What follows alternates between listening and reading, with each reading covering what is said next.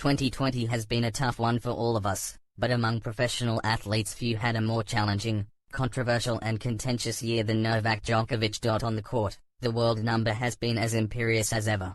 In fact, given his US Open exit has come by way of a default, he still technically hasn't lost a match all year. But trouble has followed Djokovic this year, even while the success has continued to come.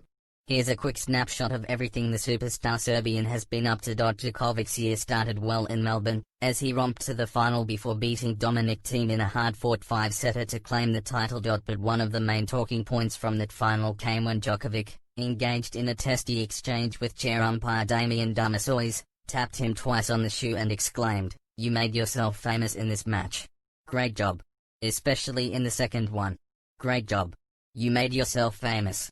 Well done, man." Despite facing a $30,000 fine for physical abuse, Djokovic escaped punishment.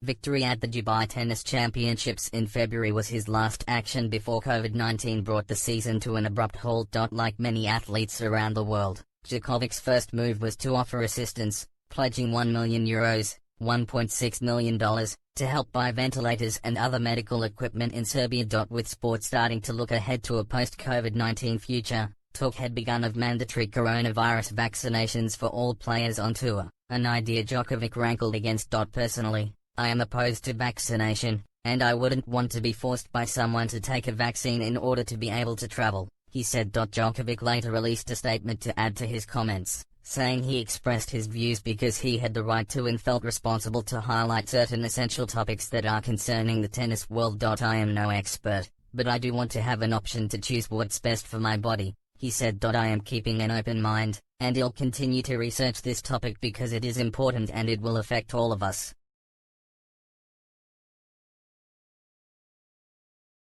In the middle of the pandemic, with almost all other professional sport around the world on hold, Djokovic organized a tennis tournament in the Balkans. He invited a number of the world's best players, held matches in different locations in front of full crowds and hosted some pretty serious parties at the same time. Unsurprisingly, lots of people got COVID-19, including Djokovic. The tournament was cancelled early and amid a sea of criticism, and Djokovic was forced to apologize and admit the tournament was too soon. A couple of weeks later, though, Djokovic said that the malicious criticism he had faced was unfair, claiming he had been the victim of a witch hunt. On the eve of the US Open, Djokovic joined a group of male players including Canadian Vasek Pospisil and American John Isner in resigning from the ATP Player Council to form the Professional Tennis Players Association. This new group, they said, would not operate as a union or in conflict with the ATP, but would help players have our voices heard and have an impact on decisions being made that affect our lives and livelihoods,